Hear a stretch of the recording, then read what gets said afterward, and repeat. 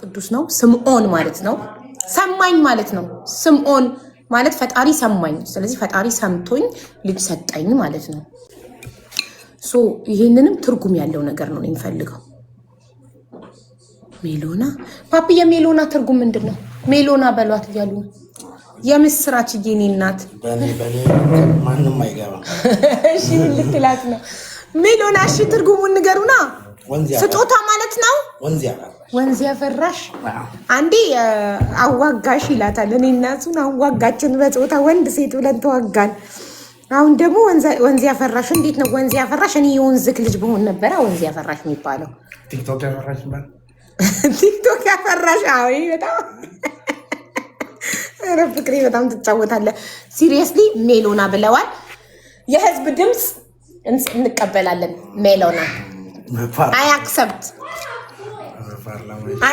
በቃ እኔ የህዝብ ድምፅ እቀበላለሁ።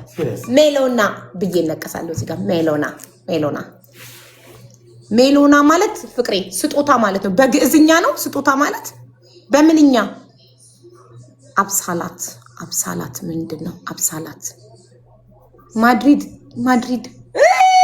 ካንተሪ ወንድ ቢሆን ማድሪድ ነበር ብለዋል። ወንድ ቢሆን እኮ ነው ነበርኩ የማወጣው ረሳከው። እኔማ ተአምር ልለው ነበር። አይስዌር ቱ ጋድ ወንድ ጋር ሆነ ተአምር ልለው ነበር ያሰቡት፣ ግን አልሆነልኝም። ለሴት ተአምራት አይሆንም። ተአምራትማ የወንድ ነው። ተአምር ለሴት አይሆንም። የማርያም መቀነት ሜሎና የማርያም መቀነት ማለት ነው እያልኩ ነው። በጣም ተቀብሎታል። ብጡል ምንድን ነው ፍቅሬ? ተአምር ለሴት አይሆንም ጋይስ። ተአምር በቃ ተቀበለ እኮ የማርያም መቀነት ስትሉት ተቀበለ። ሜሎና ይዞ ወሰደው። ሜሎና መሰለኝ። ብጡል ምንድን ነው ፍቅሬ? ብጡል ነው እኮ ተርጉምልና በስነ ስርዓት። እኛ ሲሪየስ ነው እያወራን ያለ ነው። እድላዊት እድል ይዛ እንድትመጣ ወደ ህይወታችን። እኔ ግን አይስዌር ቱ ጋድ ወንድ ቢሆን ቤዛዊትም ይሆናል። ታምር ማን ነው ላይ ሃና ቀንሰሽ ስሚ። ቤዛዊትም ይሆናል። ብልቅጥ አድርገሽ ነው ላይፍ ስሚ። ቤዛዊት ቤዛ ምንድን ነው?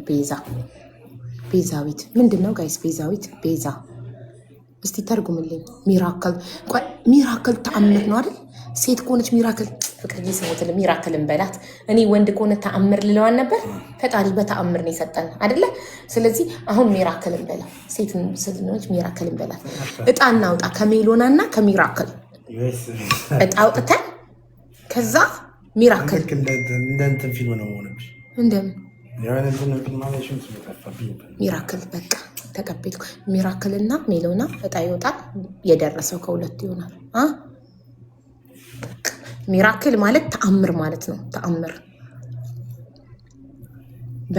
በረከትማ የወንድ ነው ማሪ፣ የወንድ ነው። እኔ ወንድ ቢሆን ተአምር ነበር ልለው የነበረው።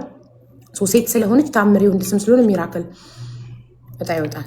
ግን እውነቱን ለመናገር እኔና ባለቤቴ የተነጋገርነው ሁሌም ተስማማ ነው።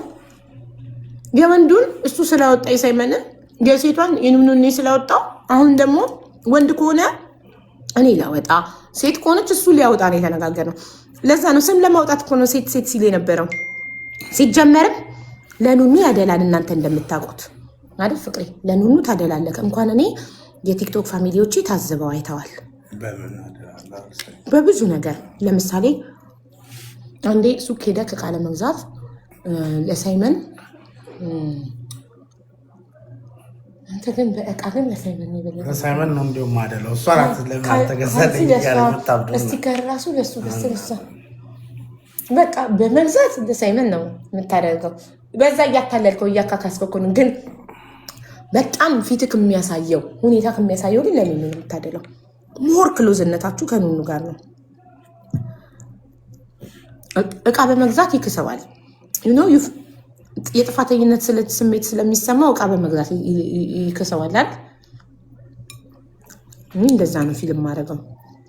ለኑኑ እንሰፈሰፍ ነው። ረድኤት የረድኤት ትርጉም ምንድን ነው? ሳይመን ምን ማለት ነው? ስምዖን ማለት ነው። በእንግሊዝኛ ነው ሳይመን።